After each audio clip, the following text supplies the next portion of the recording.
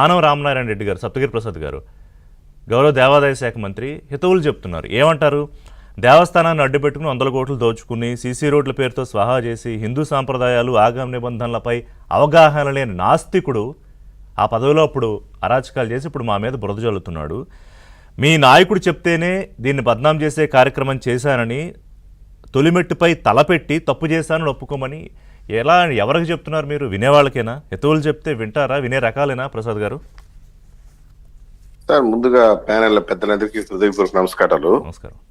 నిన్న కరుణాకర్ రెడ్డి చేసింది ఒక రియాలిటీ షో.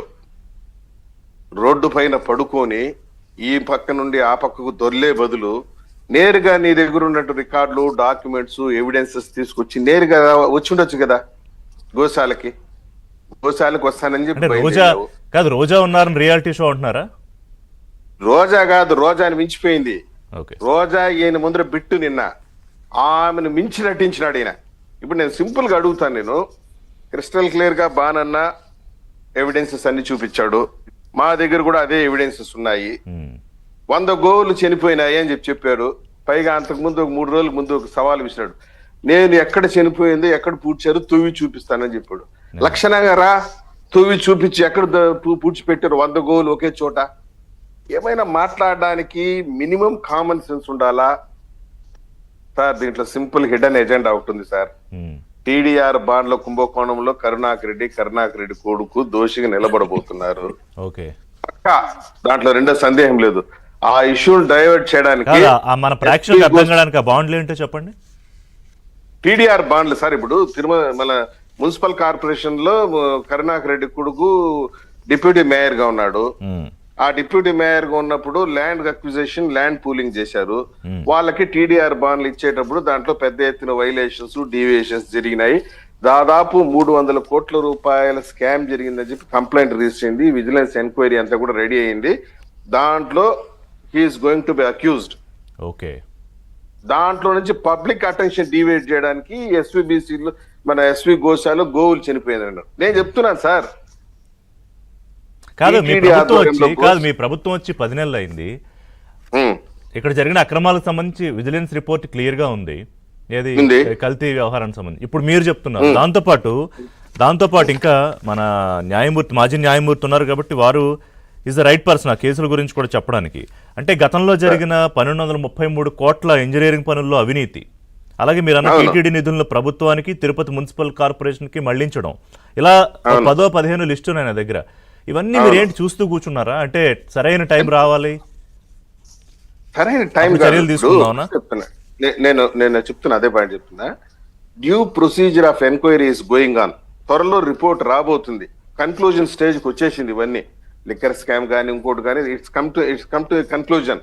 ఈ పరిస్థితుల్లో పబ్లిక్ అటెన్షన్ డీవియేట్ చేయడానికి గోవులు చనిపోయాయని చెప్పేసి హిందువుల మనోభావాల్ని దెబ్బతీయడానికి ప్రయత్నం చేస్తాడు. నేను ఓపెన్ గా ఈ ఏబిఎన్ డిబేట్ ద్వారా కరుణాకర్ రెడ్డి గారికి, వాళ్ళ కుమారుడికి, వాళ్ళ టీం కి ఛాలెంజ్ చూస్తున్నా. టీటీడీలో మన ఎస్వి గోశాలలో చనిపోయిన గోవుల పైన చర్చ పెట్టడంతో పాటు నీ హయాంలో ప్లాస్మా టీవీలో కుంభకోణం జరిగింది కదా టీటీడీలో, దానిపైన కూడా చర్చ చేయడానికి, తాలిబొట్లు కుంభకోణం పైన చర్చ జరగడానికి, వీటన్నిటి కూడా మేము సిద్ధంగా ఉన్నాం. ఓన్లీ థింగ్ ఇస్ నువ్వు రావాలి. నిన్న ఎంపీ గురుమూర్తి గారు వచ్చారు. పోలీసులు పెట్టి అడ్డుకున్నారు కదా ఆయన నిన్న అక్కడ రోడ్డు మీద. నేను ఇప్పుడు ఒక సింపుల్ లాజిక్ చెప్తాను. నీ కొడుకు వచ్చాడు కదా, నువ్వెందుకు రాలేకపోయావు? నీ కొడుకుని అలో చేయంగా లేదు, నిన్నెందుకు అలో చేయము? అదే కదా. ఇప్పుడు నిన్న గురుమూర్తి గారు వచ్చారు. ఎస్, గురుమూర్తి గారే ఒక ఫెయిర్ డిబేట్ చేసి ఉండొచ్చు కదా. గురుమూర్తి గారి సబ్జెక్ట్ లేదా? ఆయన కాదు కదండి, ఆయన లక్షణంగా కారులో దిగొచ్చి గోడ దిగొచ్చాను అంటాడు. ఇంకా ఆయన డిబేట్ చేస్తాడు? గౌరవ ఎంపీ, ఆయన పార్లమెంట్ సభ్యుడు. ఇప్పుడు పచ్చి అబద్ధం చెప్తున్నాడు. సరే, దాన్ని పక్కన పెట్టేద్దాం. ఆయన గోడ దిగొచ్చాడా, గోడ కింద వచ్చాడా, కన్నం వేసుకొచ్చాడా, దాన్ని పక్కన పెట్టేద్దాం. నేను సింపుల్ లాజికల్ అడుగుతాను. నువ్వు వచ్చావు, are you not competent enough to make a debate? నీకు శక్తి లేదా డిబేట్ చేయడానికి? మాట్లాడు. నీ దగ్గర ఏం డాక్యుమెంట్స్ తీసుకోవచ్చు కదా. నేను ఇంకోటి కూడా చెప్తున్నా. ఎంపీ గురుమూర్తి గారు వచ్చి ఏం చెప్తున్నట్టే, మీరు రండి, ఎస్కార్ట్ తో కరుణాకర్ రెడ్డిని తీసుకొద్దాం రండి అని చెప్పి మా నాయకులు పిలుస్తున్నాడు. అంటే కరుణాకర్ రెడ్డిని తీసుకురావడానికి మేము ఎస్కార్ట్, మేళతాళాలు, కేకలు, మీరు ఊరేగింపుగా వెళ్ళి ఇక్కడ వాస్తవాలు చూపిస్తామని తీసుకురావాలి. బాధ్యతలతో మేము తీసుకురావాలన్నా. పైగా ఇప్పుడు చూడండి, చీప్ పాలిటిక్స్ అంటే ఇదే నేను చెప్పేది. నువ్వు పల్లా శ్రీనివాసరావుకి ఫోన్ చేసి రా, నేను ఛాలెంజ్ విసిరేసి నేను ఎక్కడ ఒరే నాయన నీ స్థాయికి పల్లా శ్రీనివాసరావు అవసరమా? మాట్లాడితే కరుణాకర్ రెడ్డి ఏమంటాడంటే ఒక ఛాలెంజ్ విసురుతాడు. ఛాలెంజ్ విసిరి నా స్థాయి కలిగిన వాళ్ళతోనే నేను చర్చలో పాల్గొంటానంట. ఎస్, ఇప్పుడు సప్తగిరి ప్రసాద్ అనుకోండి, సప్తగిరి ప్రసాద్ కి స్థాయి లేదు.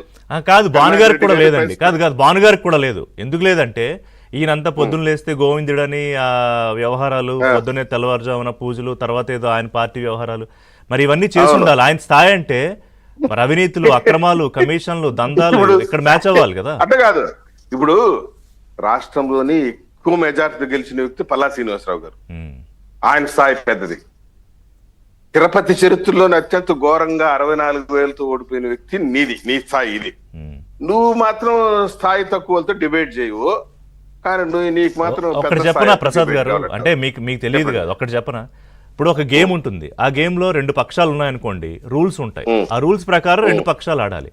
అసలు మాకు రూల్సే ఉండవు, మేము గేమ్ ఆడతాం కానీ మాకు రూల్స్ ఉండవు అంటే మీరేమంటారంటే నో మేము చాలా పద్ధతిగా. నిన్న మీరు ఎందుకు వెళ్ళలేదు?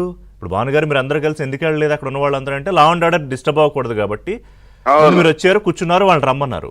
కానీ గేమ్ లో రూల్స్ ఫాలో అవ్వని వాళ్ళు మీకు ఆర్డర్ కదా ఆట. అవును, నేను ఒకటే చెప్తున్నా, నేను నీ కొడుకే రాగలిగినప్పుడు నువ్వే వచ్చేసిండొచ్చు కదా.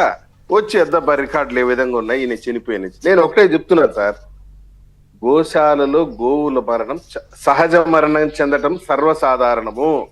నేను ఈ చర్చ ద్వారా ఒకటే చెప్తున్నాను సార్, గోశాలకి మొట్టమొదటి నేను నా ఫ్రెండ్స్ ఒక 4 వెళ్ళి చూసాం. ఇప్పుడు ఈయన స్టేట్మెంట్ ఇచ్చిన ఈవినింగ్ స్టేట్మెంట్ ఇచ్చాడు, అదే ఈ రోజు కౌంటర్ ఇచ్చాం. నెక్స్ట్ డే గోశాలకు వెళ్ళి చూసాం. గోవులన్నీ లేగదూళ్ళు సపరేట్ గా ఉన్నాయి. అక్కడ దాదాపు 14 వెరైటీల ఆవులు ఉన్నాయి. గిర్ర అయితే ఏమి, సాహివాల్ అయితే ఏమి, కాంగోలు అయితే ఏమి, దేశవాళి నాటు ఆవులు అయితే ఏమి, అన్నిటిని కూడా సెగ్రిగేట్ చేసి నీట్ గా మెయింటైన్ చేస్తున్నారు ఇప్పుడు. అప్పుడు మీరు చెప్పినట్టు టు బి ఫ్రాంక్ ఫస్ట్ విషయం చెప్తున్నాను, ఈ కల్తీ నకిలీ దానా అన్నారు కదా, కల్తీ దానా. అవునండి. మొట్టమొదటిసారిగా 6 నెలల క్రితం ఇదే ఏబిఎన్ లో నేను విజయ్ చంద్రిక మేడం గారి డిబేట్ లో తెలియజేశాను. నేను గోవుల దానాలో జవహర్ రెడ్డి ఈవోగా ఉన్నప్పుడు కమిషన్లు కక్కుర్తిపడి నాసి రకమైన దానా సరఫరా చేసి గోవుల జీవితంతో చెలగాటమాడాడు అని చెప్పి నేనే ఛాలెంజ్ చేసి ఆరోపణ చేశాను. జవహర్ రెడ్డి ఈవోగా ఉన్నప్పుడు జరిగింది. రైట్, అదే అంటే అప్పుడు జరిగిన అక్రమంలో అదొక భాగం మాత్రమే. ఇంకా చాలా ఉన్నాయి, వాటి గురించి మాట్లాడదాం. ప్రసాద్ గారు ఒక చిన్న బ్రేక్ తీసుకుంటా. బ్రేక్ తర్వాత మన